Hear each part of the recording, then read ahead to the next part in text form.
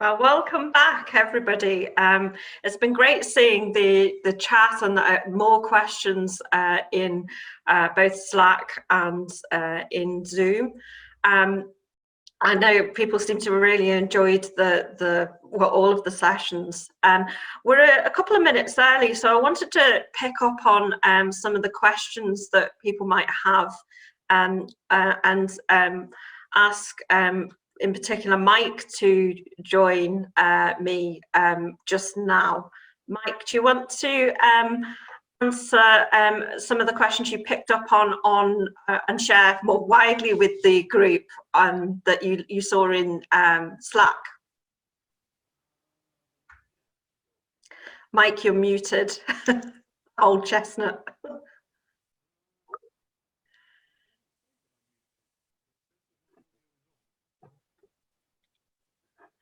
Right, I think, Mike, we can't hear you at all, so.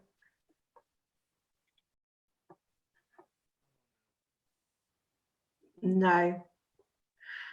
We're having fun with the tech today, aren't we? Okay, well, maybe we'll pick up on those questions. Yeah, we'll pick up on those questions in the discussion session that you and Ianthe and I will be on to allow you to deal with things. So this next session, we're going to look at transcribers. So if Elise, you want to load the slides again, that would be great. And I'm going to talk a little bit about the vision that we had in using transcribers and why we kind of chosen it, but also some of the things to consider. And then with much more knowledge and expertise, we're going to have both Nikki Monroe, our intern, who's been working on this aspect of the project, and Elise Ramsey, who has been coordinating that aspect of the project as well.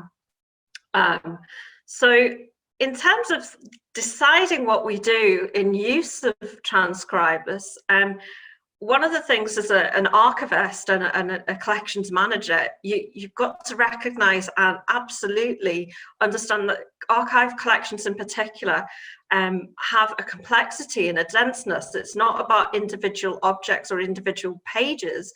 They're as diverse and as complex as the different people and the different hands which created them. We also have to think about their journey and what's impacted on them, you know, how they've changed, who's owned them, managed them over time, and what that means, so that you understand the history. Because otherwise, as Mike quite rightly has put before, we don't have the context, and context is everything when it comes to dealing with these collections. It's also, you know, the life that they have. You originally print or write a letter or write in a notebook, and then someone might annotate that. And so it puts another layer of understanding, another layer of context that we have to take into account. So we're not looking at a linear process, we're looking at a multifaceted collection or collection item. They're not just words on a page. And it's not a clinical process in that you just say what you see and describe it. There are many issues around just doing that. I think we have to start with the collection item and see what it's telling us, see what it says. We know that we have made mistakes in the past with description. I mean, we're exploring that at the University of Edinburgh at the moment in terms of bias, whether that's gender bias or other bias.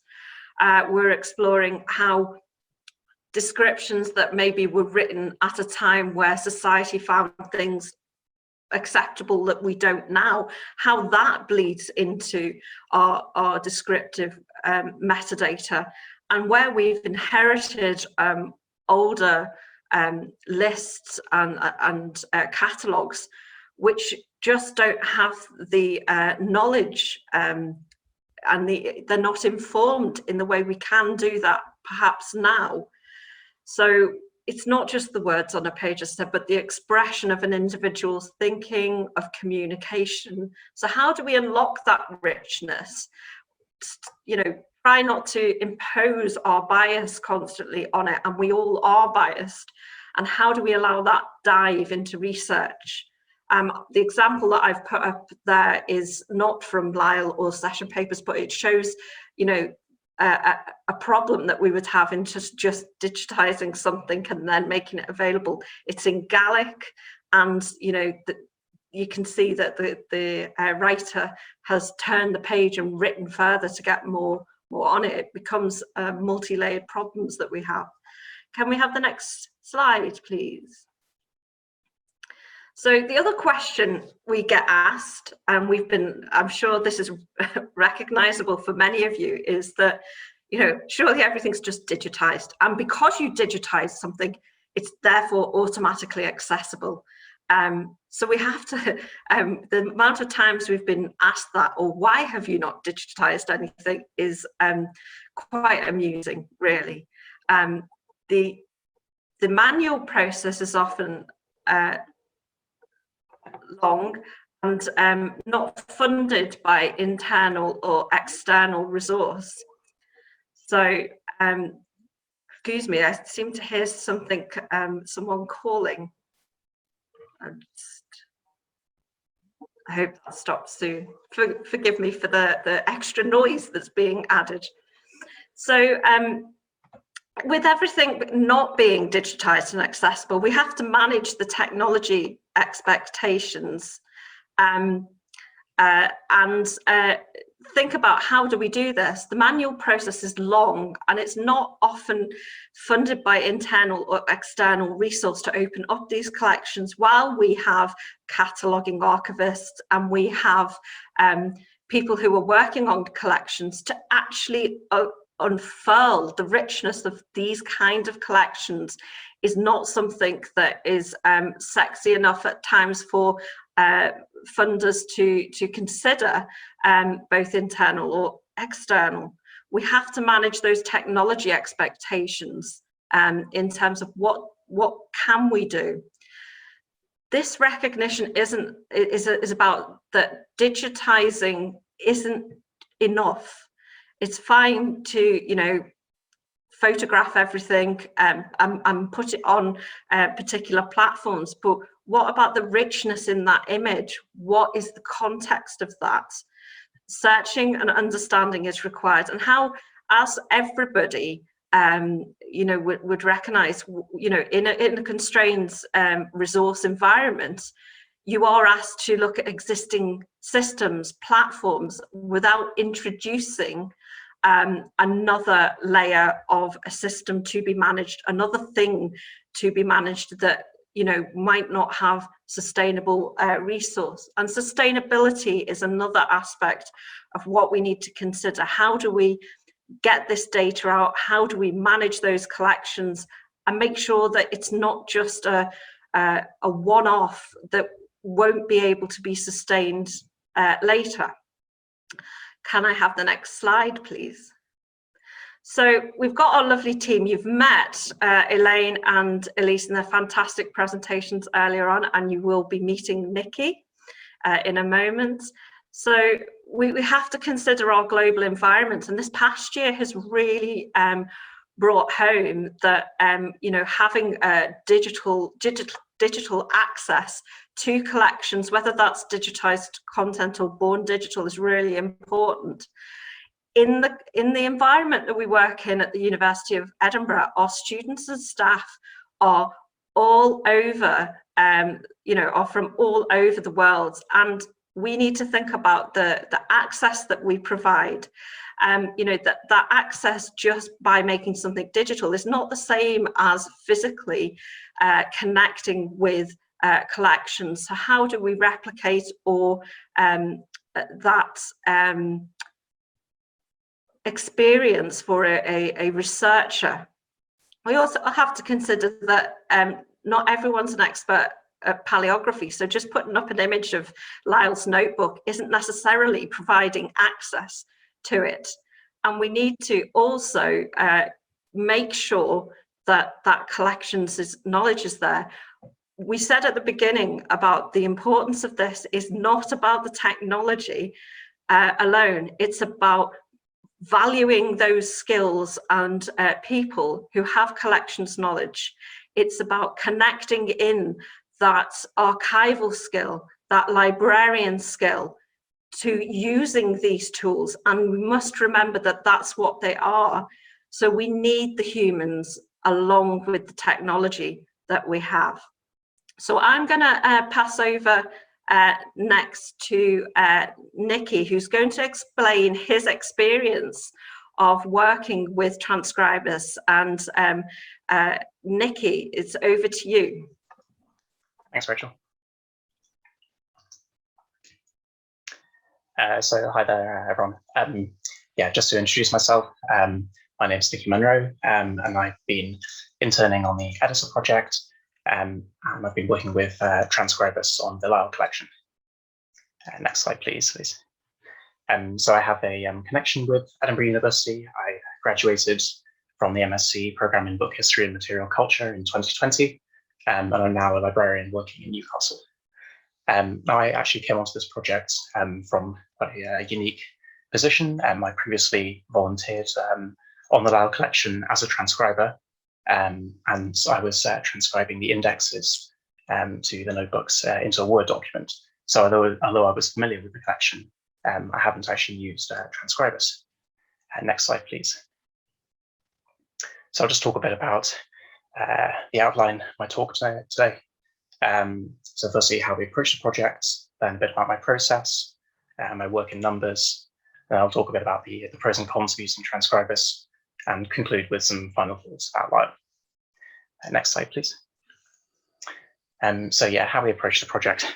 So yeah, as you've heard, transcribers doesn't automatically transcribe the text that's put in front of it. It needs to be taught to recognize this. And this was my job. So I was transcribing using the draft document of Notebook 4 that has been mentioned by Elise in order to develop a model and enable automatic transcription. Yes, my first involvement was a training session on transcribers, the application or client version, which was extremely informative. But afterwards, we actually decided that I would work in Transcribes Web, which is an online version, and this has slightly less functionality, but is perhaps more intuitive and easier to pick up. So as I said, I was working on Notebook 4, where this draft previously existed. And in terms of my methods for the project, Elise uploaded the digital image files, and I proceeded through Notebook 4 chronologically, page by page, marking up the text as ready for review when I finished a page, and that enables Elise to clearly monitor my workflows and to come along and make any changes. Next slide, please, Elise. Thanks. So yes, the first thing to do in transcribers is to format the pages. Next slide, please.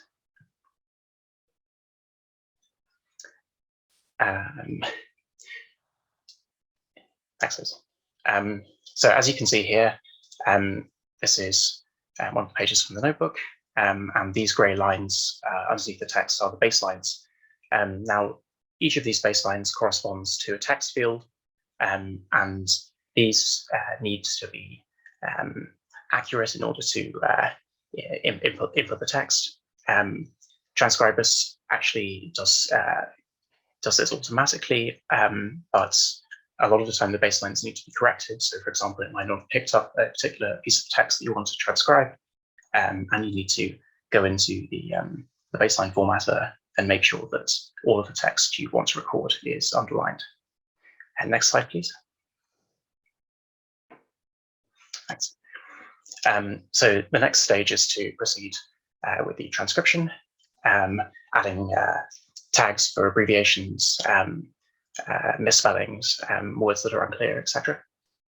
Next slide, please. So here you can see an example page of my work. This was one of the pages in the index. So we've got the page itself at the top of the page here, and then the text fields underneath. So you can work very, very clearly. So you can see the top one, we've got Cave in Italy, and then we've got attorneys, London University, which has been abbreviated. Now we're looking to input the text as it appears on the page. So Transcribers Web has a range of abbreviations and additional tags. I think you can see the note right-click to add annotations feature at the top of the toolbar. That brings up a drop-down menu, which allows you to mark words as unclear, which transcribers will then skip over when it's generating the model. Any misspellings you can also mark, and then you can see the text box at the bottom left of the page, which enables you to expand. So you can see here, for example, I've given an abbreviation and just added the expansion, which is university. There are a range of other features. You can add underlinings, cross any words that have been crossed out on the notebooks. There's also a feature to add that, and you may be able to see that on the toolbar, and then superscripted characters as well. Next slide, please, Liz. Thank you. So a bit about my work in numbers. I transcribed 37 pages in 38.5 hours, so almost exactly a page an hour. In actual fact, this varied hugely. When I was working off the draft transcription that Elise had prepared, this was considerably quicker. And I would say that frequently I managed to transcribe about 95% of the page in around 10 to 15 minutes. It was often that remaining 5%, which was comprised words which were unclear or illegible, which took so much time, but which was so important for the accuracy of the model. Next slide, please. So a little bit about pros and cons of using transcribers. As we've mentioned, transcribers is free up to a certain point. Transcribers Web and another version, Transcribers Lite, which is very similar, both online. They're accessible to anyone with a good internet connection, and they were perfect for remote working in this situation. Transcribers is also, Transcribers Web is cloud-based, so Elise was able to very easily upload the digital image files, and I was able to log on and work on those. The different versions of transcribers also work very well together. So say I didn't work in the application, but I used the Web and Lite versions, and they corresponded very nicely with each other. Any changes that you make in one is immediately pulled through to the other. And as I've also touched on, I hope you can see, Transcribers Web has a very clean, intuitive interface. The cons, it can be clunky and buggy, particularly when it comes to adding annotations and the tags. I often found perhaps the biggest drawback I encountered was that when I went to add these and save my work, when I returned to that page, they were sometimes deleted. So that did set me back. The other issue was that I wasn't able to copy and paste directly into the text fields. And again, that would have saved quite a bit of time, particularly as we had this draft transcription. And finally, these online versions have sort of less functionality than the application itself. In terms of my learning curve, is Transcribers suitable for someone without any previous transcribing experience? I would say yes. Although I came into this project with some experience on the collection as a transcriber, and although the learning curve perhaps is initially steep, I think that Transcribers Web is incredibly easy to use. One very nice feature is a sample page, which you can use to experiment getting the baseline sorted out, entering your transcriptions, and that allows you to play around and feel free to make any mistakes before actually beginning work on the project itself. Next slide, please, Elise. So I'll just conclude with some final thoughts about Lyle. As we've mentioned already, his handwriting varies. At times it can be neat, legible, beautiful, and other times very difficult indeed to read, and particularly when he's writing in pencil. He also, as again mentioned, changes subject very quickly. He's a polymath. He has an incredibly wide range of reference. That's one of the most exciting things I think about working with the notebooks, is their scope in terms of time and place. You can see who Lyle's been corresponding with, what he's been reading, where he's traveled to. It was difficult though, because you can't rely on the surrounding text necessarily to contextualize any words that you're having trouble with. And finally, to conclude how I managed without any geological knowledge, I came onto the project without much geological knowledge, and I think it would be honest to say that I finished without having greatly improved this. I would, however, say that I often found geological terminology easier to transcribe. It's difficult, for example, to mistake the word ichthyosaurus for anything else. Yeah, I used Google and a range of other catalogs and databases and search engines to experiment with different combinations of words. And really, this project was all about getting to grips with the handwriting and the characters that Lal used and keeping a record of any difficult characters and abbreviations. And I think, yeah, that really helped me to progress. Next slide, please. Oh, sorry. Just to conclude, yeah, that's all from me. So thanks very much for listening.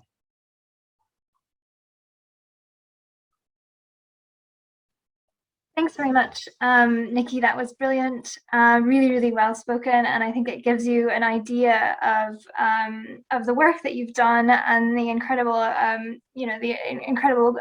progress that you've made with transcription. And so I get the fun bit now, which is to talk about how the data that you and Evie both contributed in using Transcribus has allowed us to build a Lyle model to automatically generate transcriptions of Lyle's text. So in using the 129 pages of transcribed material, we created a model. And this, on the side here, you can see the sort of data in which Transcribus produces. And so we have our description here. We have the number of epochs. And so this is the number of times which the sort of machine learning goes through this set. And so there's two sets of data that was sort of transmitted or selected. There's the training set, which is sort of the transcription work, the 129 pages, and the validation set, which are about 7 pages within those 129, which we are dead certain are very accurate. And so those are the ones where Lyle's handwriting is very clear, where his subjects are really understandable, and we're certain we know what those pages say. And so in these 50 epochs, the machine tries to learn the training set and tests itself against the validation set. And so this graph here will show you the accuracy in the character error rate. That's what CER means. And so at the beginning, the character error rate was 100%. And over time of this machine testing itself, it gets more and more accurate because there's fewer and fewer errors. So we were able to produce 12,816 words and 2,496 lines of text. And so all of this came together to produce our model. Let's see. Here we go. So here's the learning curve. As I said before, our error at the end was 10.69% and 3.5%. And Joe Knuckles told me that this is very good for our data set for the size that we're working with. And this was borne out as well in actual testing of it. And so here I was able to test the rest of notebook number 4. The rest of manuscript notebook 7, which is draft letters. And this is far easier than notebook number 4. And so as you can see here, this is the left-hand side of the page is Lyle's hand. And this is what Transcribus generated for us.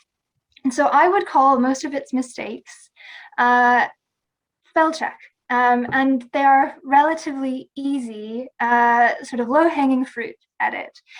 So we have at Aurignac, and it's missed sort of the A and the C here, and that's very easy to change. They would not be surprised if you could prove this, and so there's little things such as this, hyena here should be hyenas, before it became a place of sepulture. So this creates the job of the transcriber far from one of guesswork and real onerous tasks, to becoming amending and editing. And there's something that is exceptionally satisfying about it. I know myself, when I did this, I couldn't help myself just sort of go through it and just edit and change it all and make it absolutely perfect. And it just goes on its own, and you can work up this sort of momentum in working with these transcriptions. So the results are these exceeded our expectations in ability to generate transcriptions from Lyle's handwriting. This greatly improves the task of the transcriber. It takes the guesswork out of transcription, and so as Nikki rightly said, he averaged around an hour per page, and so this, in my timing myself, working and editing these generated transcriptions, I was spending on average 5 minutes per page. And that just transforms the work of the transcriber, and it transforms the projection we have of releasing this data and making it more accessible. So this opens new doors for efficient metadata extraction of the Lyle collection, but also others. As we know that Transcribus will work for us, we can also employ this tool on others at the Center for Research Collections. So I will finish there. And I will stop sharing. And Rachel, if you want to come back on. Yeah, I'm here. Yeah. Do you want to choose some questions for us? Yeah. So we've got some interesting questions in here.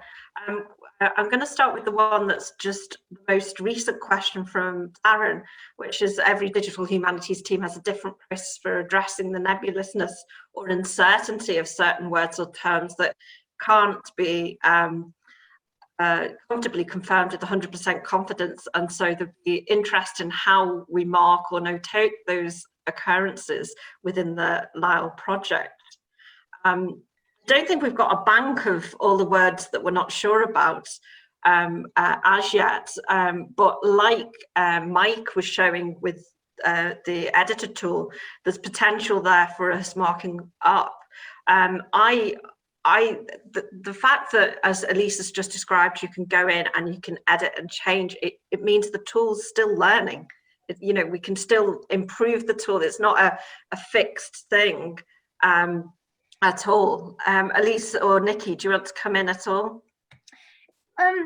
Yeah, I think Nikki explained quite well the tags that Transcribus uses, and this is something I didn't mention with the model, is there were instances in which words were completely illegible.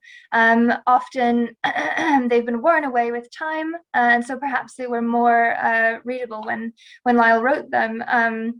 And in these cases, they could be highlighted as unclear. And so in the case when we went to create the model, there was an option to omit lines of text which had been tagged as unclear. And so those, the way that the model learned did not even include the symbols and the definitions of those that was unclear.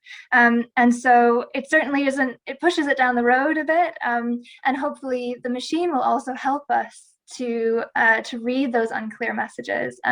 I found that it is stronger at picking up on Latin species names than I am. Not having that sort of expertise in my wheelhouse, it was picking up on species names when I was still going off in a completely other direction. And so these are the ways that I think its knowledge of the repetition of Lyle's handwriting will come in handy, even when we aren't quite following along the same lines.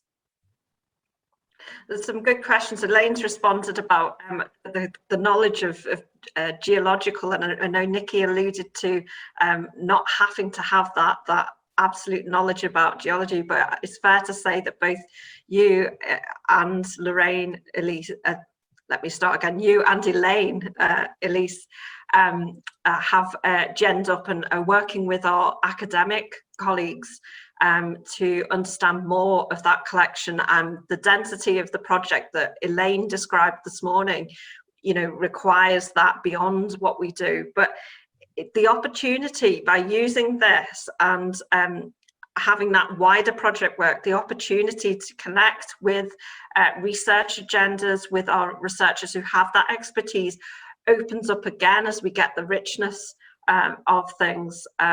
So we've got an interesting question on has Transcribers been used to extract written data or annotations from engineering drawings and diagrams? If anyone has experience of that and wants to put something in the chat, then please do. What I saw a couple of years ago, the capability of Transcribers was on symbols and letterheads, and not just on words, but on sort of more picture related as well, where there was something that could be learned from that. So it would be worth talking to our Reed colleagues about the different projects and looking at all the different projects that have used Transcribers to see what other kind of types of things we find in our documents that could be picked up as well. So Joe's come in on the chat as well and said, did we have much dialogue with Transcribers Read co-op community while building the model? Elise, do you want to pick up on that? Yes, I can. So it's important to note here, so to create that model, because there is a paywall that is there, access to create the model, you need to contact the Read co-op sort of admin to give you that access, and sort of because of the time scale of our project, the model was sort of the cherry on the top, which has been done in the last 2 weeks, and so it was sort of done and created. And though I know that support was available, and if I had struggled at all, Joe was there, and I know I could have also sent an email back to the admin who granted me the access. I didn't personally need it. It seemed pretty intuitive and seemed to work for us right from the get-go.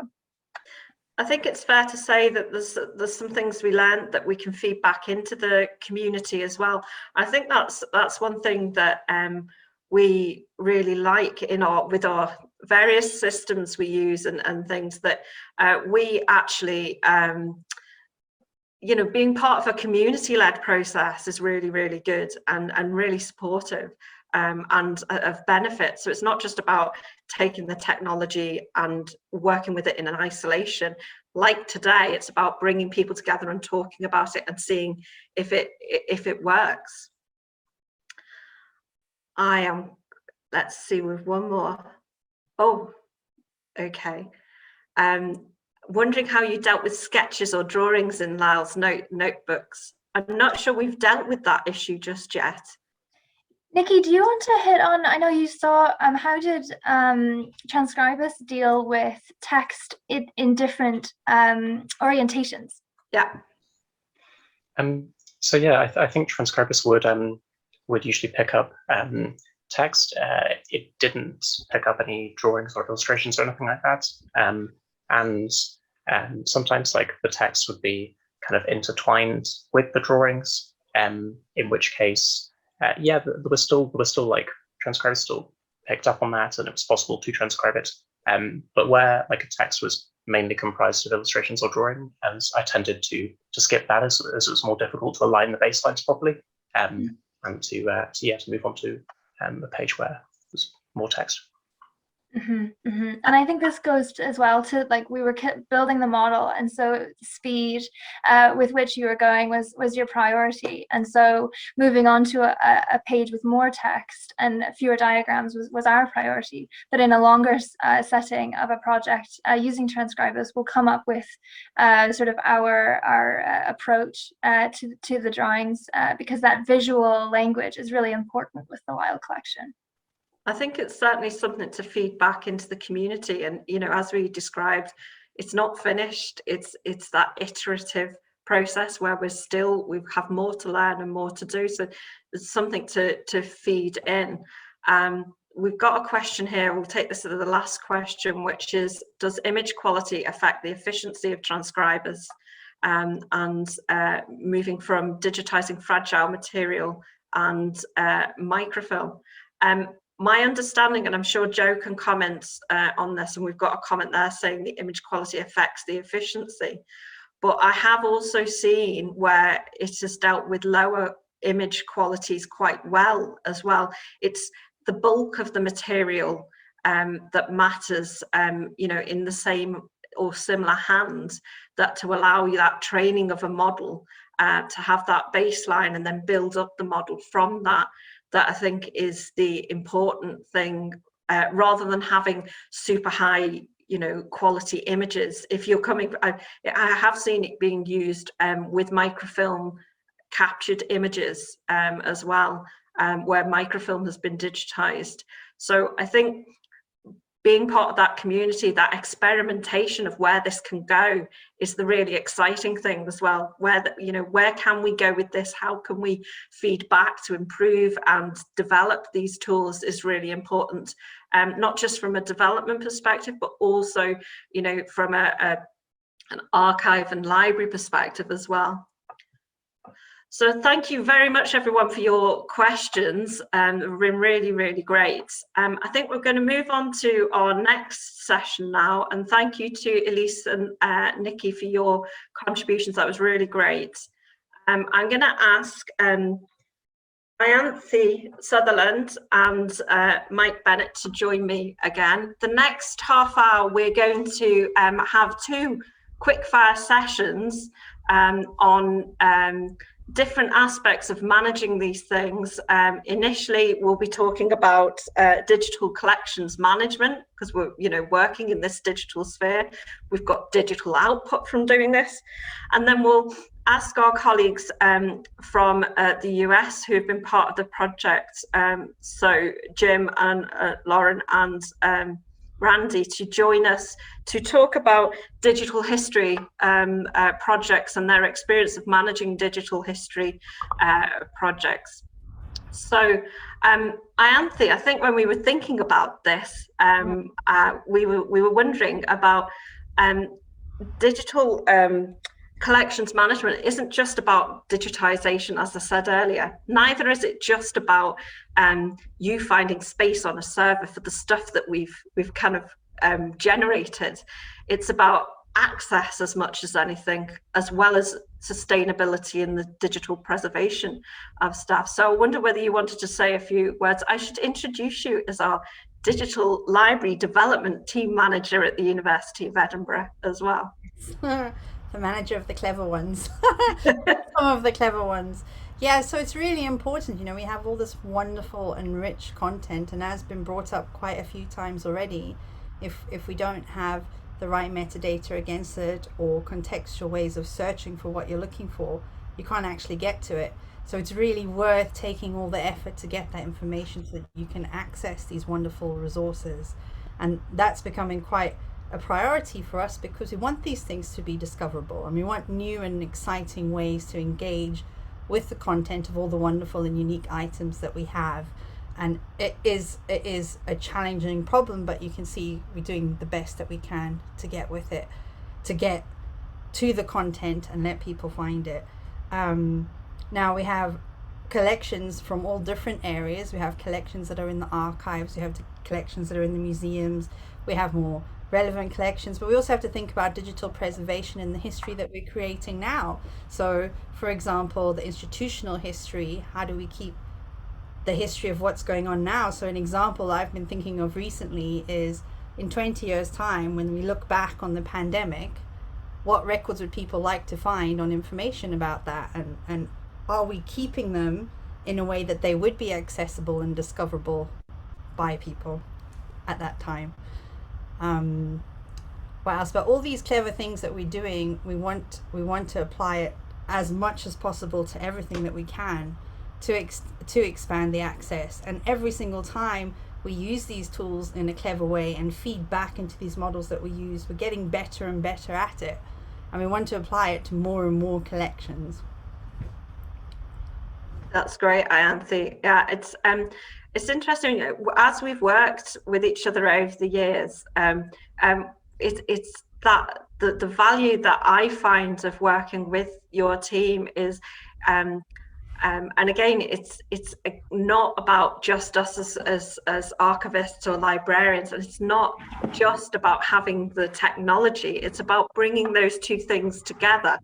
And I think the joy in our early days, I don't know whether you remember when our colleague Claire Knowles, who's now at the University of Leeds, we were looking at transcription and this knotty problem of how do we deal with the denseness of transcription through thinking about crowdsourcing and looking at Zooniverse and tools like that. And we had an internship that was funded internally that allowed us to consider that and consider where we had issues around different languages in our collections. And we've got some brilliant resource out of that. But again, it was, how do we consider embedding this in our systems? How do we maintain this moving forward? And thankfully, we all get on and we work really well together. So it's great. But it's having that, it's recognizing the different expertise that's needed. It's not, you can't, as an archivist, like we've seen, you can't be a geologist as well as an archivist, as well as an engineer, as well as a developer. It's bringing those skills together, isn't it? Yeah, and finding ways to help, because we all in these challenging times incredibly under-resourced, and it's quite hard to say, we need all this money for catalogers to make resources available. So it's finding all the clever techniques that we can use. And thinking back to those initial conversations about crowdsourcing, we thought what we could do then, and we had these metadata games where we tried to get people engaged playing games and adding metadata, because, for example, at the University of Edinburgh, we have thousands of wonderful images that don't have associated metadata. So my favorite example is that there's somebody on a horse, but if you put horse in the search engine, that beautiful image doesn't come up because the only metadata that it has is the photographer. So we got some of that metadata in from crowdsourcing, but then you get the challenge of how do you make sure that the metadata you're putting in is actually correct. And when we had those metadata games, people put interesting things like it's a blank page, which doesn't really help a search engine, so you have to think. But as time goes on, we're getting more and more clever tools to apply, and having more and more clever people like Mike thinking about how can we bring all these technologies together to help us extract that information that we need and feed it back in. Absolutely. Mike, it might be worth you coming in here to give your experience in working in this project. And you've mentioned in some of the chat about how you value linking your skills to our archival, librarian, curatorial skills, and where you see the value in doing that, because as we've all seen on the chat, we've got experience of either just digitize it or there not being that connection between the two. So Mike, over to you. Yeah. Am I making sound now? I restarted Zoom, so I hope my microphone came back. Okay, good. I just kind of I just made this point to somebody in one of the discussions in the chat. Is for me, it's really important to consider this kind of way of working, because the glorious unlocked future of collections will not happen just by machines or just by people, because there's too much stuff for people to do it. There's just not enough time. There's not enough people. But also, computers are really useful for automating tasks, for doing the kind of donkey work that would take a long time, that doesn't necessarily require a huge amount of specialization. So when you put those things together is when it works best to achieve the kind of goals of making collections accessible, providing the data that is locked away, because it's really essential to have that domain specialist knowledge available to guide what's happening. Otherwise you're taking a blurry photo of what's available and then saying to somebody, there you go, you can get all the information you need out of this. Yeah, I kind of think it's like, this is probably a very poor analogy, but it's like, you know, using a sewing machine, if you're a sewer, you've got to guide the material through it. The machine itself has got all the kinds of bells and whistles you could use, and it's how you deploy them to get the end result, and you need the skill to do that. I am not very skilled at using a sewing machine, but it is. Me neither, don't worry. But it's that plugging those different aspects of the technology in to achieving how we manage our collections. I mean, we're talking in the digital sphere at the moment. I mean, we know that there's an increased demand, you know, particularly around the pandemic, for access to things, and access is a huge thing. But as we digitize content and as we create these outputs, those things are just as important to keep preserved and to feed back in. So we want to make sure that we've got that sustainability to allow that preservation and development to happen, because, you know, if we didn't value those digital outputs because we're so transfixed on the physical and the traditional skills that we have, then we wouldn't we would be blocking the future to collections, as Mike described. We would be blocking that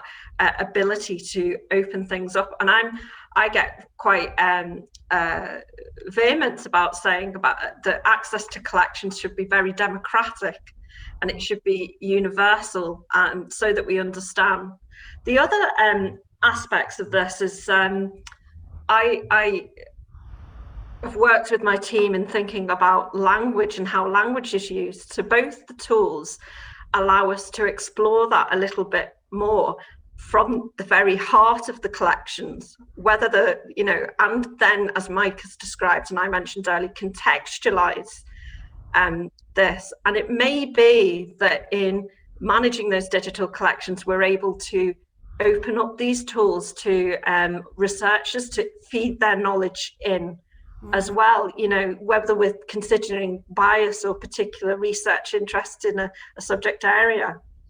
And it's Nicholas has just put in the chat about is the plans to use these tools to bring together other University of Edinburgh collections and the Greater Specialist Knowledge Network of 19th century Scottish natural history. Well, if we can, we will, certainly.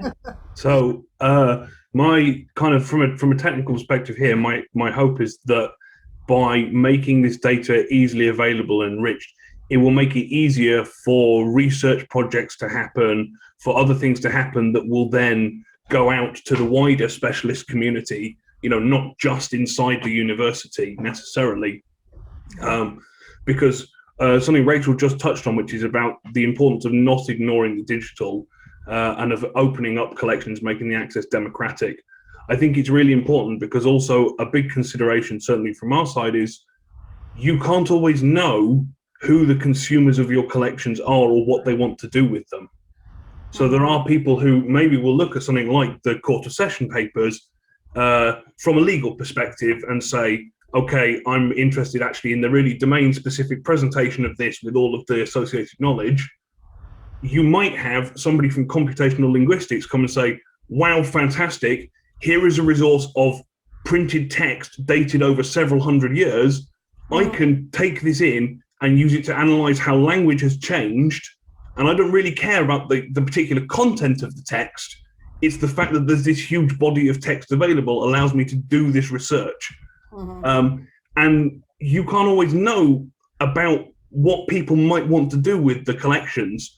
So if you make them as open and available as possible, that then promotes more people to use them. It makes it easier for people from other disciplines who might not traditionally consider using these collections to come and look at them. And it fosters wider kind of community participation in using the collections. And I think that's really important. Great point. And I think I've noticed in the chat that Will Lamb commented, and I should point out that Will is one of our academics who's a Gaelic specialist who has worked with transcribers to look at Gallic content in our collections and try and make that available. And we're working with Will to look at other parts of the collection and with colleagues in Ireland as well to try and open up these what are physical collections at the moment and create digital resources to then allow that further exploration, not just for our own academics, but in a wider, the wider Gaelic community, the wider interest in Gaelic as well. Mm-hmm. I'm conscious of time. Anthony, do you want to make any last points? No. No, that's fine. Good. Well, that's been really fun chatting to both of you. I'm now going to ask our colleagues from Mount Vernon and the University of Virginia to join us and take up their discussion on digital history programs. So Jim and Lauren and Randy, do you want to come on screen? Sure. Thank you, Rachel. Yeah, so I'm Randy Flaherty. I'm from the UVA Law Library, and we're going to follow up on this really interesting discussion, just talking about our own project and sort of a nuts and bolts discussion of how we have integrated or plan to integrate the editor tool and all of its data into our workflow, and how we hope that it will really sort of enhance and transform the work of our staff members and make it more productive. So not replace our staff by any means, but make that work more productive. If you've gone to our site, you'll notice that we've sort of branded it it's a digital collection, it's a digital archive, but it's also a digital history project. So we've tried to sort of bring in some curated themes, bring in some contextualization of the documents, which is we're sort of enabled to do because it's a smaller collection. But also it's really important, as we talked about earlier, this is a collection of Scottish papers in a Virginia library. And so showing our value to our administrators who fund us, making sure this collection is discovered by scholars, it really involves highlighting some of these deep dives into the documents and really bringing out those historical narratives that are part of these documents. And so, bringing out that rich metadata beyond this, the first page of materials that talks about what the case title is. So on our site, we've really tried to to bring in some curation that sort of signposts the great history that's in here, while also going back to Mike's point, enabling full text searching that opens up this collection to people in other fields. We happen to be historians, which is also why we fall back on a digital history project, but really being mindful that we don't know who's going to be using this, and so let's open it up to as many people as possible. So just I'm going to kick it to Jim and Lauren in a second, but I just wanted to sort of say again sort of where we are with our project. It's about 60 boxes, and over the course of 2 years, we were able to digitize about 10%. As I talked about earlier, we had a really rich metadata process of description, metadata and description, which was incredibly slow. And over about 2 years, we were able to do that with about 3 boxes with some staff members, not full time, but it was slow. So we ended up sort of stopping the digitization because that was moving so much faster than the description. And we've halted the rich description to sort of wait for the editor tool and see how that might help us. So I'm going to kick it to Jim and Lauren and just sort of have them talk about how have you incorporated the editor tool into your workflow for our project? Thank you, Randy. I think, it's important to reiterate that when we first conceived of how we were going to tackle this project, it was you, Randy, Jim, and myself who were 3 historians, and the way we approached it was one where we were trying to leverage our combined expertise as both historians and archivists. And the standalone project that we created was focused on best contextualizing the session papers that we had at UVA, and that painstaking manual rich description process that we endeavored with over the first phase of this project was absolutely critical in sort of forming the relationship we have with Edinburgh now, as well as fundamentally being part of the original way we built the OCRing tool and the model for understanding these session paper documents in terms of metadata, in terms of the format of the papers. And so Randy really set us up well to understand where we are now, where we could not afford, both in terms of staff time and in terms of just raw cash, to do the type of description we knew these documents deserved. But we just knew that Edinburgh and UVA's partnership could produce a tool that could potentially do the similar work or even better work at a speed and pace that we weren't able to do. So what we needed to be able to do, and what the information that we provided was, we helped predict the format of the pages, understand how these documents related to each other, key pieces of data that are inherent in these about them papers as historical records, such as naming litigants, identifying geographic locations, writing abstracts. So while we did spend a great deal of time, and we don't really regret that initial phase because it was essential to creating these tools, but where we stand now, and I talked earlier today sort of ad hoc about this first discovery of Mike's tool, the full text that provides graphic descriptions of the snippets that we found in successful sophisticated searches, and then lead right to the documents. That's basically where we are now. So that editor tool helps us to digitize these documents en masse. We send them to the collected repository in Edinburgh. They're OCR'd, and then through IIIF, they are served out, which we then host in our site. And then we are able to take the much more complicated metadata schemes that we've had on existing documents richly described and put that in our database. So we're connecting agents and locations and having geo-referenced data, as well as these themes. We are hoping the editor tool, it will supplant the majority of our initial sort of rich processing efforts, especially in terms of initially processing and finding those key pieces of data, such as title and date, litigants, geographic locations, other agents and entities.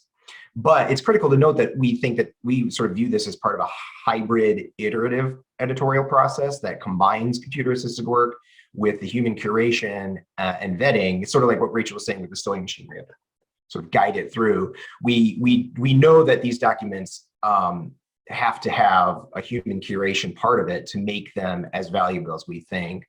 So that's where we stand technology-wise from our site and its relationship to the collected repository of many, many institutions contributing session paper documents. Lauren, I brought up our screen here, some of the recent innovations we've made, in particular the work that we've done recently to transition to different document viewers and whatnot. But I wonder if you talk a little bit about the ways that we've created sort of access points within the metadata itself, and the ways that we're displaying the documents that will then be informed by the kinds of things we're able to extract out of the documents via editor.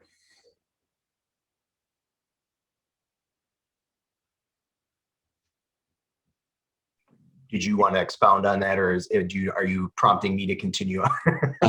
I'm prompting you to continue your holy quest. No, I think that this illustrates well the type of complexity that we have from our process, and then one which gives us the litigants and the title and the date and the document type, the case, all that sort of stuff.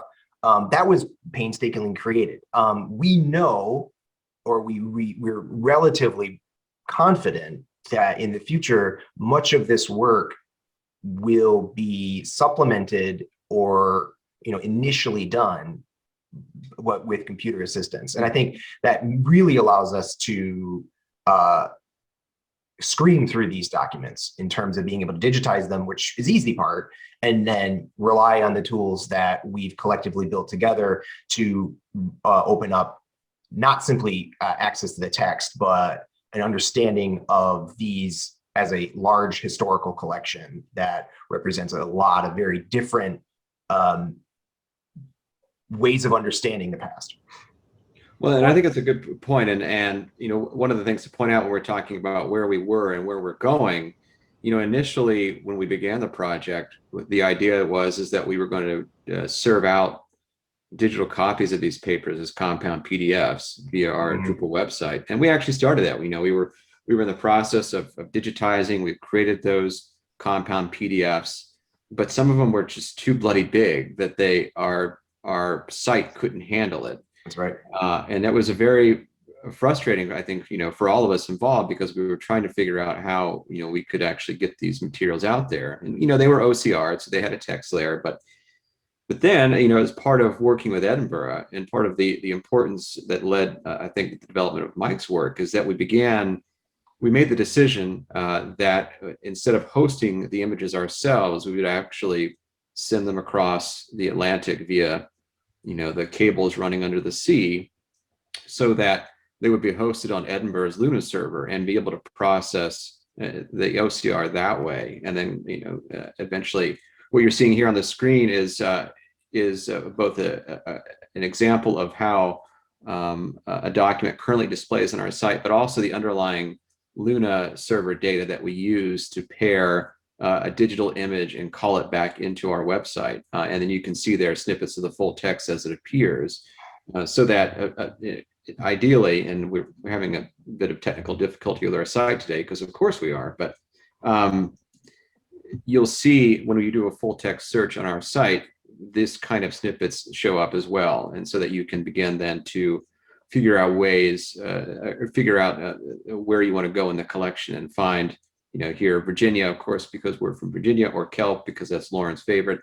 Right. And we're able to accomplish that now because we made that decision to abandon the standard PDF process and actually give up the hosting obligations of our images, but in a sense, send these documents back home to Edinburgh, where they were created, and reunite them in a sense with their sister collections in the city and around the country there, but then pull them back into our site, having been subjected to these full text search and these other processing means. Can I ask you a really quick question, Jim, or at least ask you to, Sure. by and large, many of the thematic things that we created on the site, which we are part of this sort of effort to have multimodal access points, both from search, but also from taxonomies that allow access to agents and geographic locations. But one of the things that we wanted to do was place the documents within our collection of the larger repositories into context historically. And so by and large, you were responsible for creating those themes. Could you give us a little insight on how the editor, where initially you could, I presume, if I remember correctly, would take months potentially to do one of these larger themes, versus now where we have access to this rich full text search and entity extraction?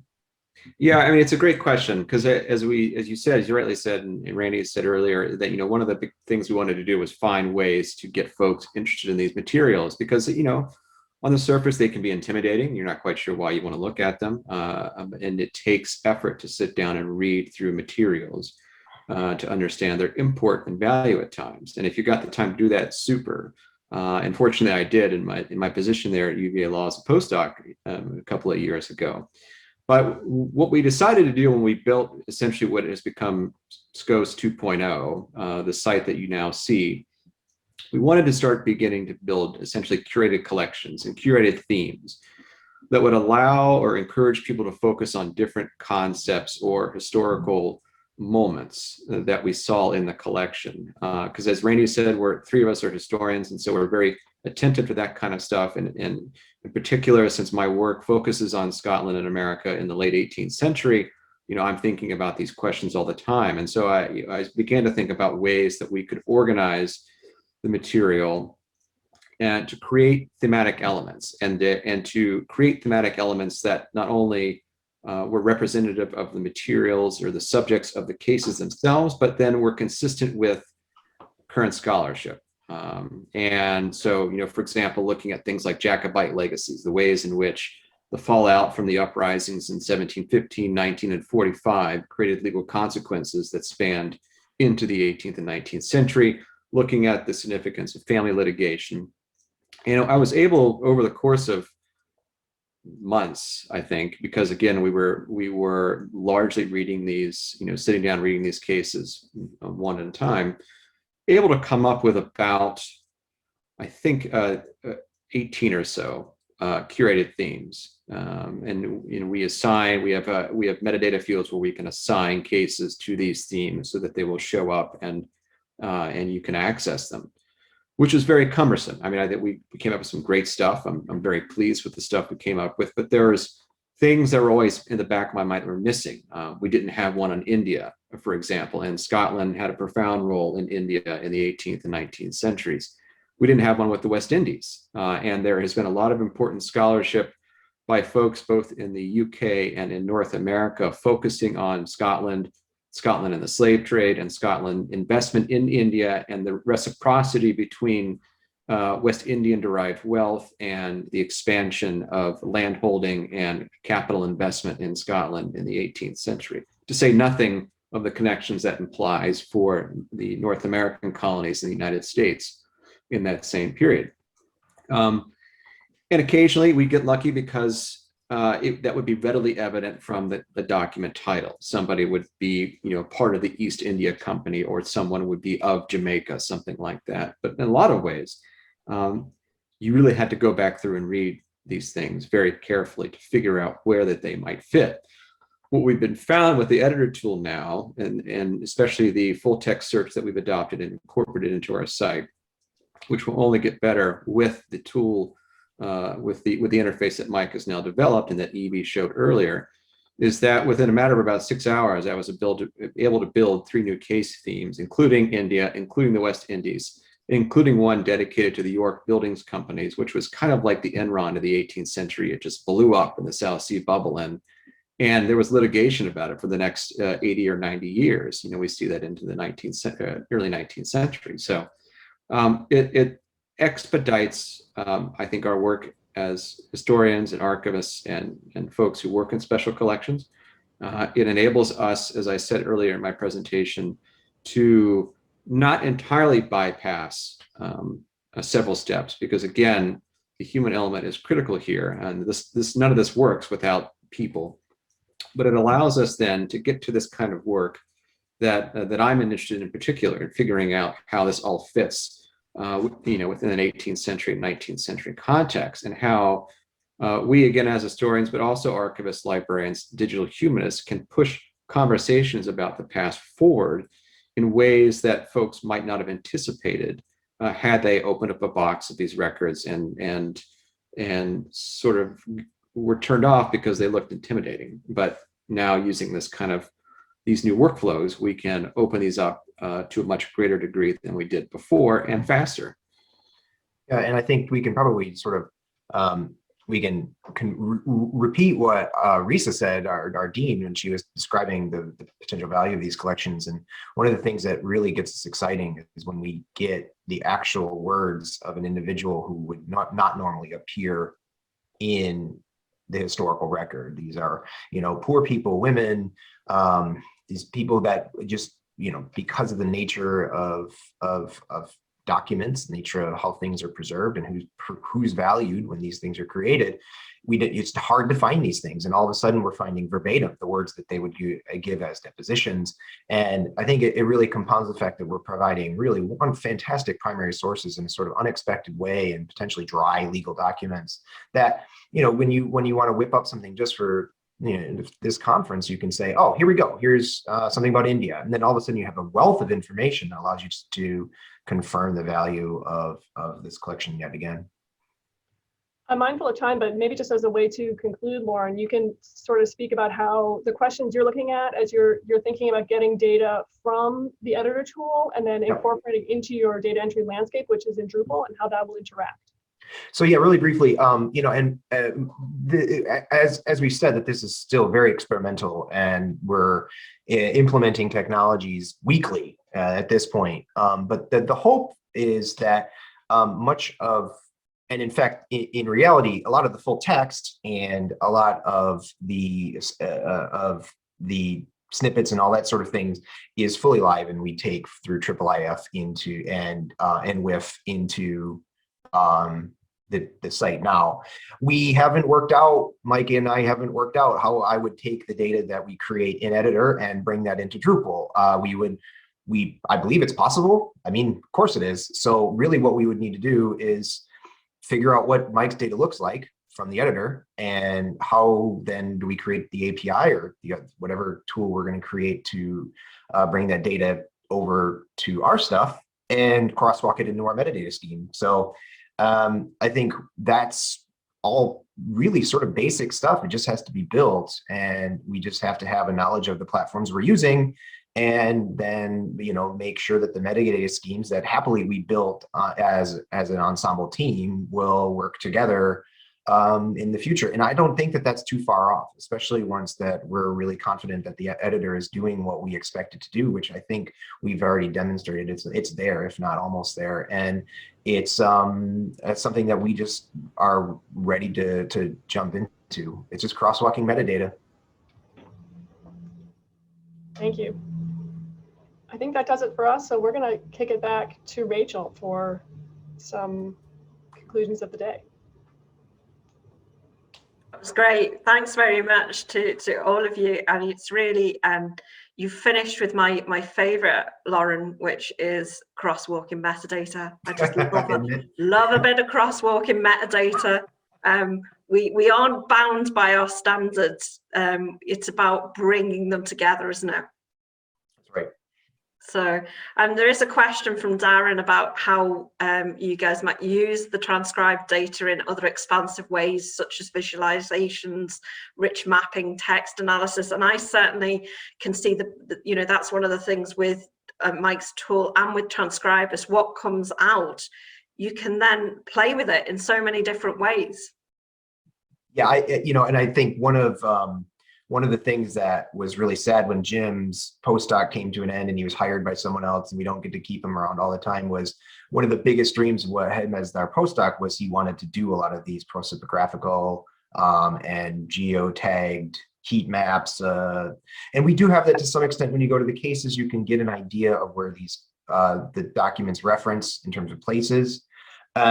But yeah, I think there's other projects that are taking place that give us a great model, particularly one, Jim, you can remind me what Mickey's project is with the clergy. But mapping the Scottish Reformation. Correct, exactly right. And that give us that have done the work on many of these visualizations for us in terms of what is potentially possible. So yes, absolutely. We really think that those are key to not simply demonstrating what's happening in the papers, but also providing direct access to relevant documents. Fantastic. Well, thank you again, guys.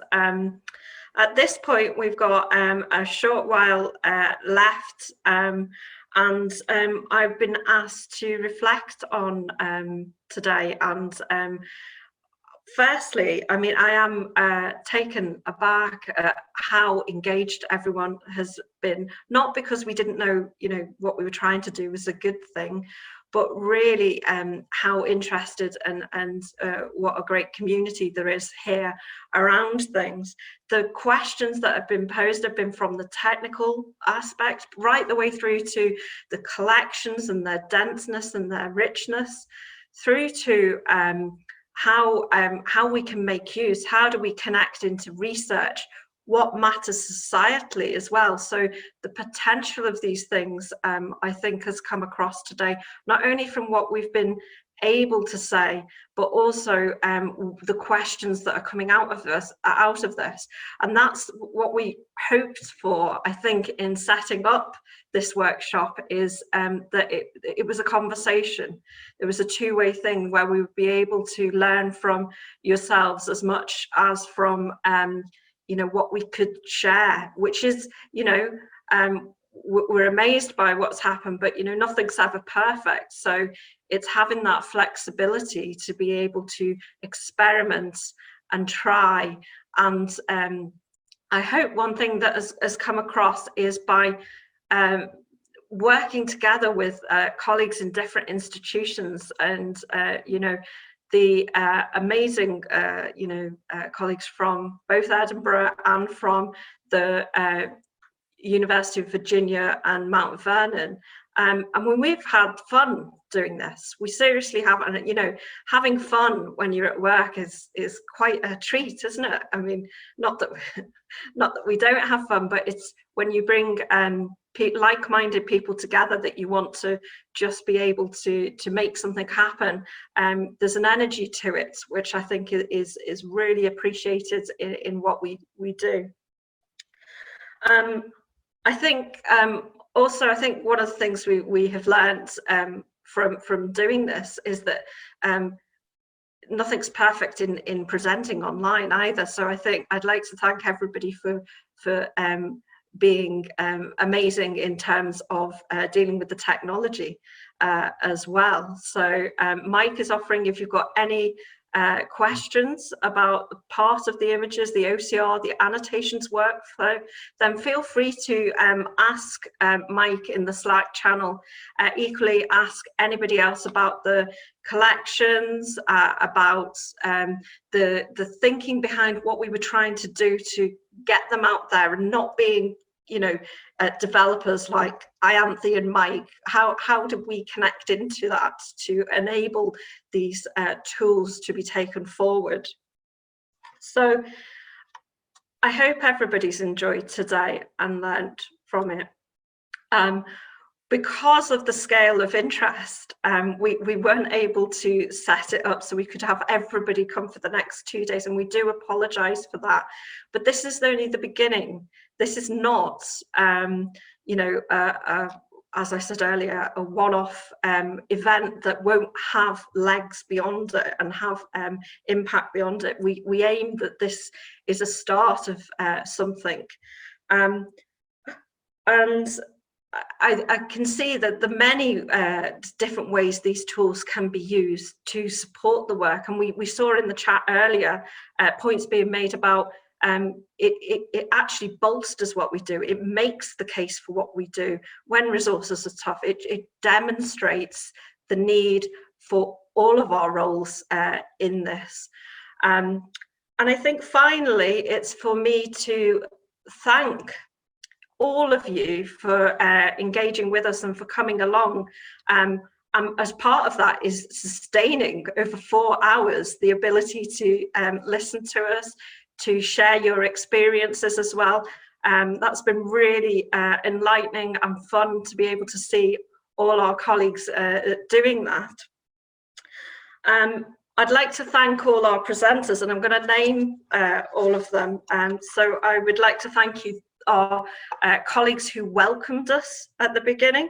So Daryl Green, Andrisa Golubov, Melissa Terrace. I'd like to thank Randy, Jim and Lauren from the United States, and I'd like to thank Mike and Elise and Elaine and Norman and Ianthe for being part of proceedings, and our interns Nikki and Evie. A big shout out needs to go to Elise Ramsey and to Daisy Stafford, who have kept us going, kept the organisation sorted, the technology going, have also kept us right in what we were doing as well. So a huge shout out and thanks to Elise and to Daisy in doing that. And I think just to reiterate, for those of you who are joining us over the next 2 days, remember that there's different Zoom links for those days and sessions. And to use the Slack channels, particularly the discussion part of the Slack channel, to raise your questions and comments and ideas and experiments and thoughts. And I hope everybody, you know, we can go forward and work together as a community to explore these things. And there's plenty of offshoots that will happen off the back of this. So thank you, everybody. I'm going to conclude there. And we look forward to seeing you all in the future and over the next few days. Thanks very much for attending. Good night from Edinburgh and from Scotland. Bye, everybody.